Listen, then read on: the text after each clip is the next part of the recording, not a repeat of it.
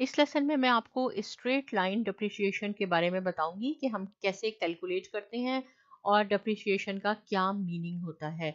देखें, डिप्रिसिएशन क्या होती है? वियर एंड टियर आउट, जो तोड़ फोड़ हो जाती है, टूट फूट हो जाती है, उसको हम डिप्रिसिएशन कहते हैं।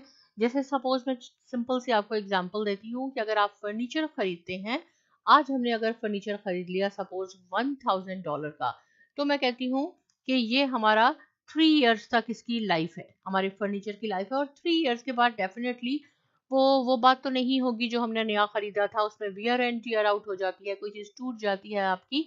तो eight the end of the 3 year अगर मैं आपसे कहूं कि उसकी वैल्यू $100 रह जाएगी, तो $900 आपकी डिप्रिशिएट हो गई, उसकी वैल्यू रिड्यूस हो गई, वियर एंड टियर हो गई। जब 3 साल के बाद आप उसको बेचेंगे या किसी को देंगे तो वो आपको एटलीस्ट $100 तो दे देगा, जिसको हम सैल्वेज वैल्यू कहते हैं, राइट। अब हम इसको कैलकुलेट कैसे करते हैं, और यहाँ मैंने क्या लिखा है कि depreciation is a method of calculating the cost of an asset over it's life span. Life span का मीनिंग है जितनी उसकी लाइफ होगी, 3 साल है, 4 साल है, 5 साल है, जितनी भी है। और ये फिक्स एसेट्स पे हम कैलकुलेट करते हैं, हम करंट एसेट्स पे। अगर सप्लाईज आपके पास हैं तो ये नहीं है कि सप्लाईज में भी आप डिप्रिसिएशन कैलकुलेट कर रहे हैं, नहीं। अगर आपके पास कोई व्हीकल है, फर्नीचर है, तो हम उस पर कैलकुलेट करेंगे। यहाँ है straight line method. Straight line सबसे ज्यादा सिंपल होता है। गैप, गैप क्या है? Generally accepted accounting principles.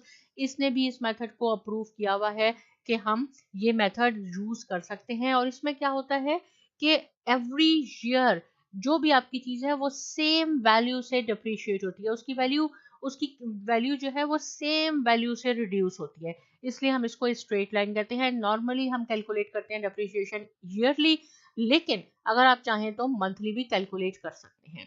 यहाँ जैसे मैंने लिखा है स्ट्रेट लाइन डिप्रिसिएशन डेफिनेशन क्या है कि method of depreciation is the simplest method. ये सबसे ज्यादा सिंपल मेथड है।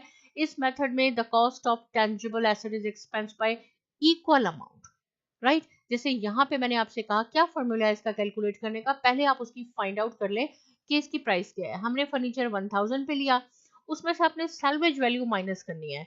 सैल्वेज वैल्यू क्या होती है? Value eight the end of the useful life. मैं कह रही हूँ वो फर्नीचर आपका 3 साल तक चलेगा, और 3 साल के बाद, सॉरी ये नहीं है, 3 साल के बाद उसकी वैल्यू हो जाएगी आपके पास 100। तो आपने क्या करना है, इसमें से आपने माइनस करना है।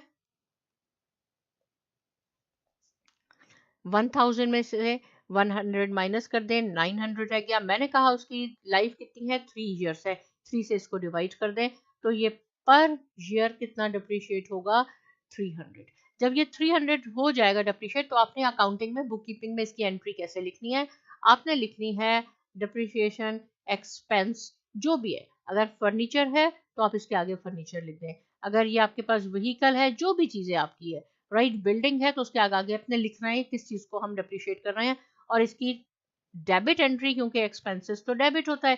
क्रेडिट एंट्री क्या होती है? इसकी होती है इक्यूमुलेटेड डेप्रिसिएशन, और यहाँ पे आप लिख दें कि फर्नीचर है, क्रेडिट एंट्री इसकी 300 है, ऐसे आपने लिखनी है। अगर आपसे कोई कहे कि नहीं आपने मंथली करना है, तो कोई बात नहीं, 3 साल में कितने महीने होते हैं? 36 होते हैं। या तो आप 900 को डायरेक्ट 36 से डिवाइड कर दें, या जो आपके पास ईयरली आया है इसको आप 12 से डिवाइड कर दें, तो आपके पास मंथली आ जाएगा। लेकिन एंट्री आपके पास सेम यही होगी कि डिप्रिसिएशन एक्सपेंस जो भी आपके पास अमाउंट आई है 300, नेक्स्ट ईयर भी आपने यही एंट्री करनी है, उसके बाद भी आपने यही एंट्री करनी है। इक्वल अमाउंट से डिप्रिशिएट होती है आपकी चीज, आपका फिक्स एसेट। ये स्ट्रेट लाइन है। आगे चलते हैं। यहाँ मैंने आपके लिए ये थोड़ी सी और डिटेल भी लिख दी है कि क्या है होता है। सबसे पहले enter the assets purchase price आपने लिखनी होती है, उसमें से सैल्वेज वैल्यू माइनस करनी होती है, जो मैंने आपको बताया।